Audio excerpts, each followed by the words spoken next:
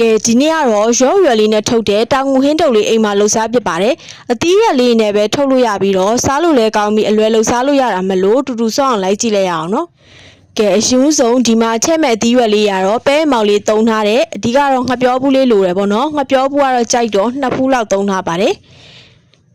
ပြီးရင်မြစ်လေးလည်းထည့်ပါမယ်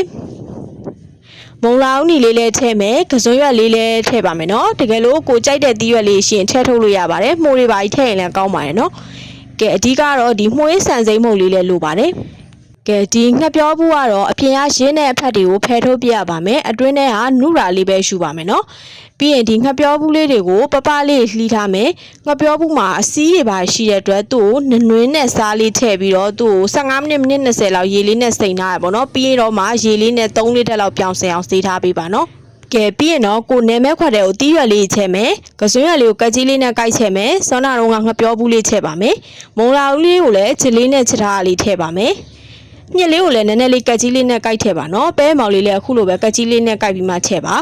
ကဲပြီးရင်တော့မှုေးဆန်စိမ့်မုံတစ်ထုပ်လောက်ထည့်လိုက်ပါတယ်သူ့ကိုနည်းနည်းလေးစီးစီးလေးလည်းဖြစ်ချင်တဲ့အတွက်ကော်မုတ်လေးလည်းနည်းနည်းရောပါမယ်နော်ကော်မုတ်လေး2စွန်း3စွန်းလောက်ထည့်လိုက်ပါတယ်အရသာတော့ကတော့စက်သားမုတ်လေးရဲ့စားလေးရဲ့ထည့်ပါမယ်အယောင်လေးလည်းပိုလှချင်တဲ့အတွက်အယောင်နမုတ်လေးလည်းနည်းနည်းထည့်ပါရနော်ပြီးရင်စီလေးလည်း2စွန်းလောက်ထည့်လိုက်ပါတယ်ပြီးရင်တော့တေချာလေးစီးပိုင်နေအောင်နှက်ဆက်နေအောင်နေထားပေးပါနေတဲ့ခါကျရင်ရေတွေပါဘာမှမထည့်ပဲနဲ့ဒီတိုင်းလေးပဲအားလေးနဲ့ဖိပြီးနေပေးပါနော်တဖြည်းဖြည်းနဲ့အရွက်လေးကနုံးပြီးတော့ဒီလိုစီးစီးပိုင်လေးဖြစ်လာတဲ့အနေထားလေးရောက်လာတဲ့အချိန်နဲ့ပါနော်ပြီးရင်ခဏလောက်နှက်ထားပေးလိုက်ပါမယ်ကဲပြီးရင်တော့သူ့ကိုထုတ်ဖို့အတွက်ရဲရွက်လေးကိုထုတ်ရလွယ်အောင်လို့နည်းနည်းလေးရေနွေးလေးနဲ့ဖြောပေးလိုက်ပါမယ်နော်အရွက်လေးနည်းနည်းလေးနုံးသွားပြီဆိုတာနဲ့ပြန်ဆယ်ပေးလိုက်ပါအကြာကြီးထည့်ပြုတ်စရာမလိုပါဘူးကဲပြီးရင်ရဲရွက်လေး2ခုကိုဒီလိုထက်လိုက်မယ်နော်ဒီအချွန်လေး2ခုကိုဒီလိုလေးထက်လိုက်ပါ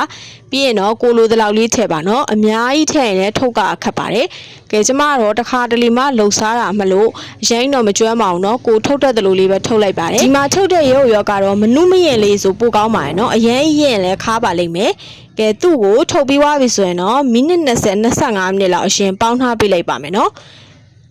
ကဲခဏနေလှက်ကြည့်လိုက်ပေါ့နော်နည်းနည်းလေးမာတင်းတင်းလေးဖြစ်လာပြီဆိုရင်တခြားတစ်ဖက်ကိုလှန်ထားပြီးတော့ပြန်ပြီးတော့ပေါင်းထားပေးလိုက်ပါမယ်နောက်ချက်မိနစ်20-25မိနစ်လောက်ထပ်ပေါင်းလိုက်ရင်တော့ရပါပြီနော်ခဏလောက်အေးခံပြီးရင်တော့စားလို့ရပါပြီသူကလေမကြီးချင်လေးနဲ့ဆိုရင်တော့ပို့လိုက်တယ်ပေါ့နော်ကျမတော့အချင်းရတော့မဖြော်ပြစ်လိုက်ပါဘူးစီချက်လေးနဲ့ငုတ်သီးကြော်လေးနဲ့ပဲစားပြစ်လိုက်ပါတယ်စားလို့လည်းကောင်းပြီးတော့အိမ်မှာအလွယ်လှုပ်စားလို့ရတာမလို့ဒီလိုလေးလှုပ်စားကြည့်ပါနော်ကြည့်ရှုသူတွေအားလုံးကျေးဇူးတင်ပါရှင့်နောက်နေ့လည်းနောက်ထပ်ဗီဒီယိုနဲ့အတူပြန်လာခဲ့ပါမယ်နော်